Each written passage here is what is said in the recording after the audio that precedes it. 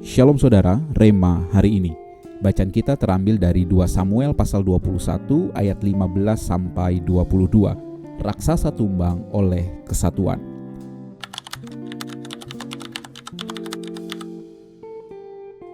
Pernahkah kita terjebak dalam perkiraan bahwa kesuksesan besar hanya bisa diraih jika kita berjuang sendirian sebagai pahlawan tunggal? Dalam banyak cerita sejarah dan film populer, kita seringkali disuguhi narasi tentang satu orang hebat yang mampu mengalahkan seluruh pasukan musuh tanpa bantuan siapapun. Mitos tentang pahlawan tunggal ini seringkali membuat kita merasa malu atau gagal ketika kita mulai merasa lelah dan membutuhkan bantuan dari orang lain di sekitar kita. Padahal sejarah dunia yang sesungguhnya mencatat bahwa kemenangan yang benar-benar mengubah peradaban selalu lahir dari kerjasama tim yang sangat solid dan luar biasa. Bahkan dalam misi perjalanan ruang angkasa yang paling mutakhir sekalipun, kesuksesan seorang astronot sangat bergantung pada ribuan orang yang bekerja di balik layar. Kita seringkali melihat sosok Daud sebagai pembunuh raksasa yang tak terkalahkan, sejak kemenangannya yang fenomenal atas Goliat di lembah Elah saat ia masih muda. Namun ada satu titik dalam perjalanan hidup Daud di mana pedang raksasa hampir saja mengakhiri riwayatnya jika ia tidak memiliki rekan yang siap membantu di sisinya. Mari kita pelajari bagaimana sebuah visi besar tidak akan pernah bisa diselesaikan hanya oleh satu pasang tangan saja, melainkan melalui kebersamaan yang saling menguatkan. Ayat utama kita terambil dari 2 Samuel pasal 21 ayat yang ke-17. Firman Tuhan berkata demikian. Tetapi Abisai anak Zeruya datang menolong Daud lalu memukul dan membunuh orang Filistin itu.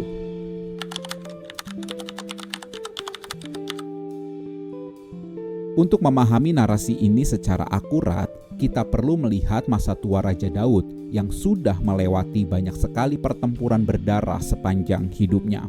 Peristiwa ini terjadi saat Daud kembali harus berhadapan dengan bangsa Filistin yang saat itu terus-menerus mencoba untuk menghancurkan stabilitas kerajaan Israel yang sedang dibangun oleh Daud. Daud yang dulunya adalah seorang pemuda lincah, kini sudah menjadi seorang veteran yang kekuatannya secara alami mulai menurun drastis karena usia dan kelelahan yang hebat.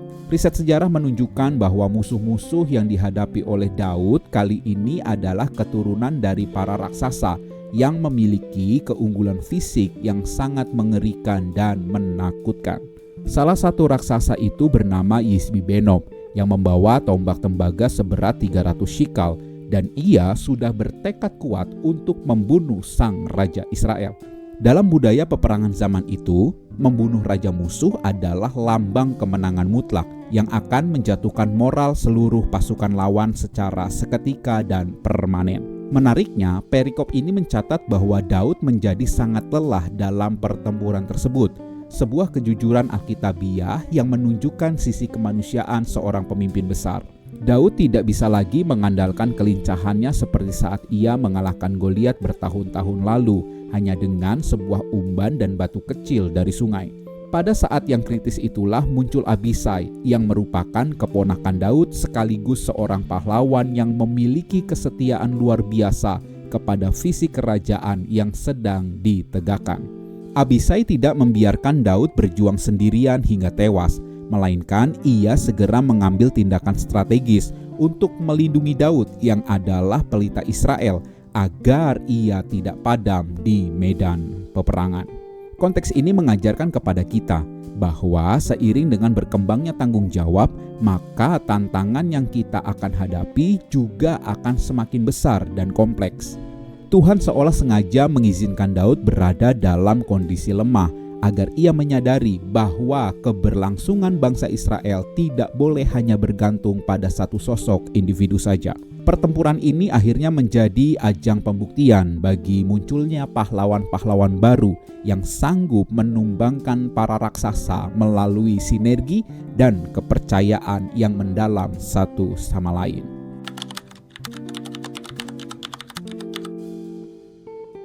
Dalam teks asli bahasa Ibrani, kata lelah yang digunakan untuk menggambarkan kondisi Daud adalah ayeb, yang berarti benar-benar letih secara fisik dan mental. Kata ini menunjukkan sebuah kondisi di mana seseorang sudah mencapai batas kemampuannya, sehingga ia tidak lagi mampu memberikan perlawanan yang memadai terhadap tekanan lawan.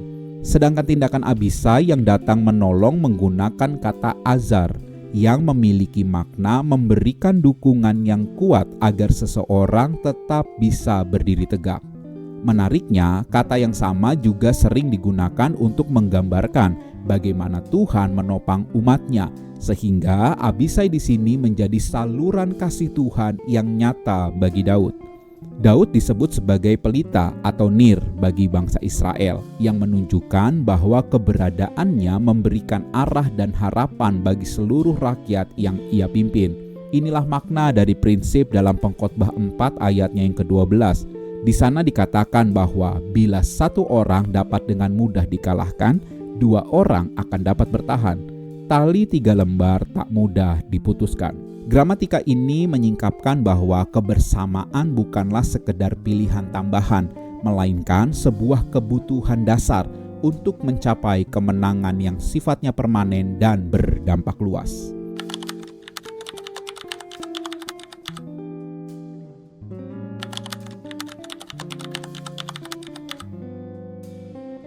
Banyak dari kita seringkali merasa harus selalu terlihat kuat dan sempurna di depan orang lain, terutama saat kita sedang memegang tanggung jawab yang cukup besar. Kita merasa bahwa mengakui kelelahan atau keterbatasan adalah sebuah tanda kelemahan yang memalukan dan bisa merusak reputasi yang sudah kita bangun dengan susah payah.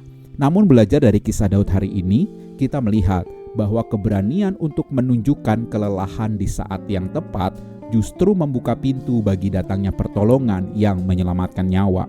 Jika Daud tetap memaksakan diri karena rasa gengsi, maka kemungkinan besar ia akan tewas di tangan Isbi-Benob si raksasa itu, dan masa depan bangsa Israel akan menjadi sangat terancam. Janganlah kita membungkus kelelahan kita dengan topeng kekuatan semu, yang sebenarnya justru akan menghancurkan diri kita sendiri dan orang-orang yang bergantung pada kita. Refleksikanlah dalam hati apakah hari ini kita sedang merasa penat namun enggan meminta bantuan karena takut dianggap tidak mampu atau takut berhutang budi pada sesama. Mari kita belajar untuk jujur pada diri sendiri dan kepada Tuhan mengenai batas kekuatan kita agar Tuhan bisa mengirimkan bantuan yang tepat waktu melalui orang-orang di sekitar kita.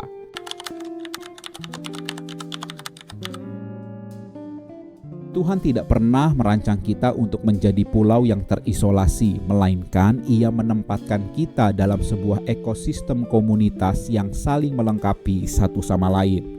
Kehadiran Abisai dalam hidup Daud bukanlah sebuah kebetulan, melainkan sebuah penyediaan Tuhan yang disiapkan jauh sebelum pertempuran di padang Gob itu dimulai.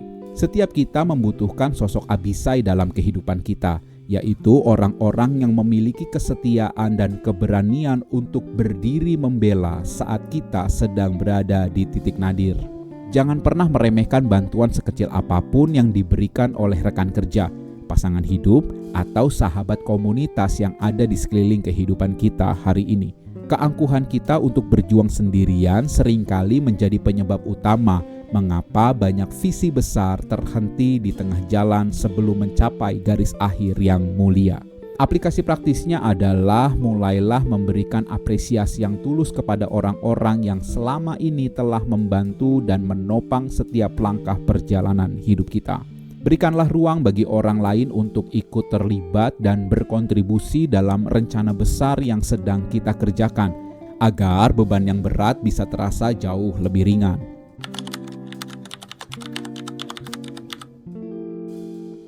Kemenangan atas keturunan raksasa dalam perikop ini tidak hanya dilakukan oleh Daud dan Abisai saja, melainkan juga oleh pahlawan-pahlawan lain seperti Sibkai, Elhanan, dan Yonatan. Ini menunjukkan adanya sebuah pergeseran dari kepahlawanan individu menjadi kepahlawanan kolektif yang jauh lebih kuat dan lebih sulit untuk dikalahkan oleh musuh manapun.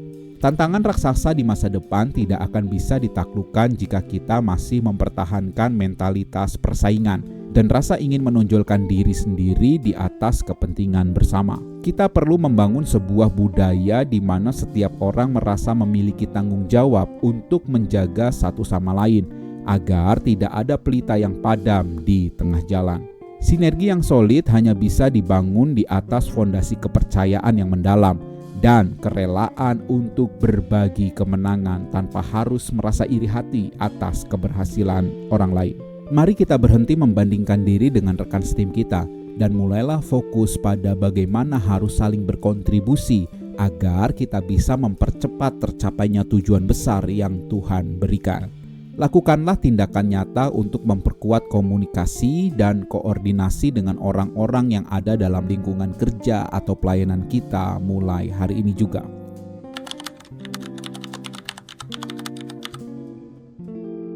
Daud disebut sebagai pelita bagi Israel karena ia membawa nilai-nilai ilahi dan arah tujuan bangsa yang sangat krusial bagi keselamatan seluruh rakyat di masa depan.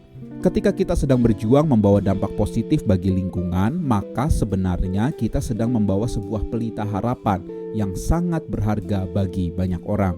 Namun pelita tersebut harus dijaga bersama agar jangan sampai padam karena serangan-serangan musuh yang seringkali menargetkan titik lemah dalam kehidupan pribadi kita. Jangan biarkan keletihan emosional atau kelelahan fisik kita membuat kita kehilangan semangat untuk terus melangkah maju mengikuti petunjuk dan rencana Tuhan yang sempurna. Dukungan dari sesama orang percaya adalah saluran yang Tuhan gunakan untuk memastikan bahwa api harapan di dalam hati kita tetap menyala terang di tengah kegelapan dunia. Implementasi nyatanya adalah jangan menjauhkan diri dari komunitas yang membangun, melainkan carilah dukungan saat kita mulai merasa kehilangan arah atau kehilangan semangat. Ingatlah bahwa tujuan hidup kita jauh lebih besar daripada sekedar keberhasilan pribadi kita sendiri, karena ada banyak orang yang membutuhkan cahaya dari pelita yang kita bawa.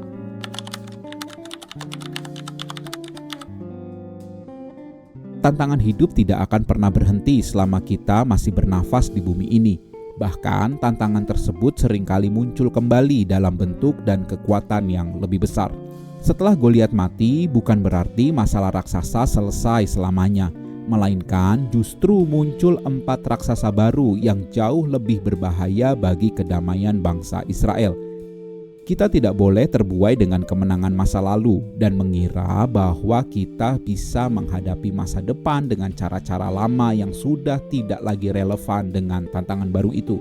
Persiapkanlah kapasitas kepemimpinan kita untuk selalu adaptif dan terbuka terhadap strategi baru yang menekankan pada kekuatan kerjasama tim dan kerendahan hati. Tuhan memberikan kekuatan baru kepada kita melalui kebersamaan, agar kita sanggup menyelesaikan setiap persoalan yang mencoba menghalangi langkah menuju janjinya. Mari kita ambil keputusan hari ini untuk tidak lagi takut menghadapi raksasa masalah apapun. Karena kita tahu bahwa kita memiliki Tuhan dan juga saudara seiman yang siap membantu. Berdoalah memohon kepekaan untuk mengenali siapa saja rekan strategis yang sudah Tuhan tempatkan di sisi kita, agar kita bisa melangkah bersama menuju kemenangan yang sejati. Selesaikanlah setiap bagian yang Tuhan percayakan dengan penuh integritas, dan percayalah bahwa hasil akhirnya akan menjadi sebuah kesaksian yang sangat indah bagi semua orang.